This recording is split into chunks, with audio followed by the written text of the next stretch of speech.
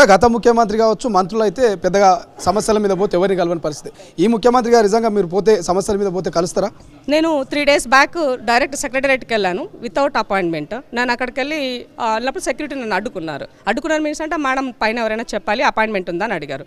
నాకు no appointment అని చెప్పారు. ఏం చెప్పాలి అన్నారు. ఇందిరా శోభన్ అని చెప్పండి, పిలుస్తారు వాళ్ళే, పిలిస్తే ఓకే కలుస్తాను, లేదంటే వెళ్ళిపోతానని చెప్పాను. నా పేరు చెప్పగానే యూఆర్ ఏ లీడర్, నిన్నెవరు ఆపుతారు, రండి పైకి అన్నారు. ఇంకా అంతకన్నా ఏం కావాలా? అంటే ప్రభుత్వం అనేది పని చేస్తారు అన్నటువంటి వాళ్ళని గుర్తించిందంటే ఆటోమేటిక్గా ఆ సమస్యకి సొల్యూషన్ దొరికినట్టే.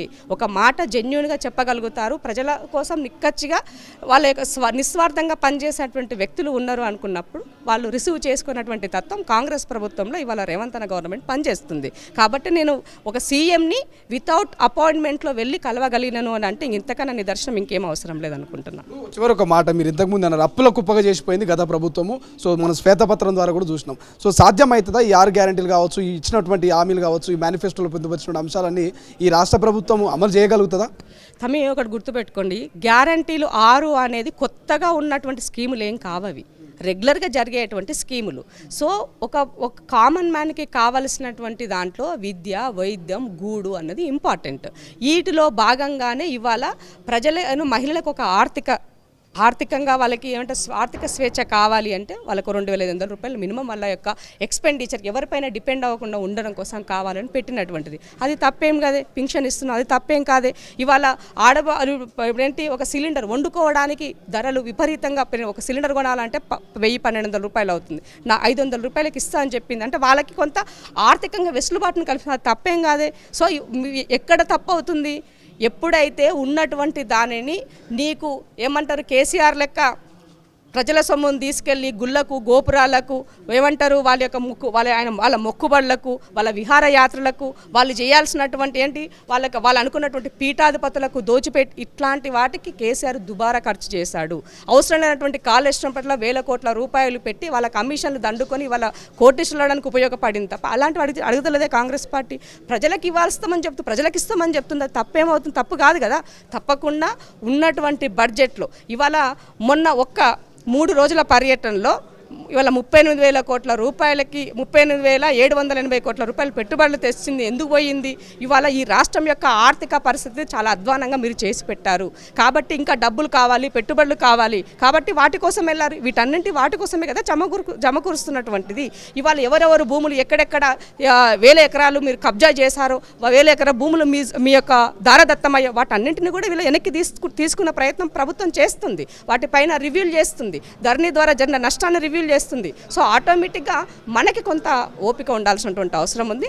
కాంగ్రెస్ ఇచ్చినటువంటిది పేదవాడికి కావలసినటువంటి కూడు, గూడు, విద్య, వైద్యం అందించే దాంట్లో కాంగ్రెస్ ప్రభుత్వం ముందు ఉంది, రేపు కూడా ఉంటుంది. ఆ దిశగానే అడుగులు వేస్తుంది అన్నది మనమందరం పౌరులుగా సహకరించాల్సిన అవసరం ఉంది.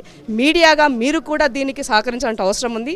అక్కడో ఇక్కడో ఇవాళ రాజకీయ పబ్బం గడుపుకోవడం కోసమో ఇవాళ మమ్మల్ని ఎవరు గుర్తిస్తలేరని తాపత్రయపడుతూ ఇవాళ రేపు పార్లమెంటు ఎన్నికల్లో మా ఉనికి కోల్పోతామని అబద్ధ భావంలో ఉండి వాళ్ళు చెప్పేటువంటి మాటలను వినాల్సినటువంటి అవసరం లేదు. వివరమైన కొంత సమయం ఇవ్వాలి, ఓపికగా ఉండాలి. అప్పుడే ఒకదాని తర్వాత ఒకటి సక్సెస్ అవుతాయని మాత్రం నమ్ముతున్నాను. సో ఫైనల్గా ఇందిరా శోభన్ గారు గతంలో చూసినాం, అదే కాంగ్రెస్ ప్రభుత్వంలో ఉన్న అనేక పార్టీలు మళ్ళీ తర్వాత వేరే పార్టీ నుంచి మారి. సో ప్రస్తుతము ఇందిరా శోభన్ స్టాండ్ ఏంటి? పార్టీలో జాయిన్ అయ్యే అవకాశం ఉందా? ఎప్పుడు జాయిన్ అవుతారు? త్వరలోనే చెప్తాం. డేట్ ఇంకా నేను ఫిక్స్ చేసుకోలేదు, త్వరలోనే చెప్తాను తప్పకుండా. అన్అఫీషియల్గా జాయిన్ కాకుండా అఫీషియల్గా ఇందిరా శోభన్ గారు జాయిన్ అయినట్టుగానే అనిపిస్తూ ఉంది. సో మీకు అనిపిస్తుంది? ఇప్పుడు ఒకటి గుర్తుపెట్టుకోండి, నేను కేసీఆర్ పైన ఆయన వేసే అరాచకాల పైన న్యాయ పోరాటం చేసిన, కొట్లాడిన, నాకు సాయశక్తులు నేను ఏం చేయగలుగుతామని నేను చేశాను.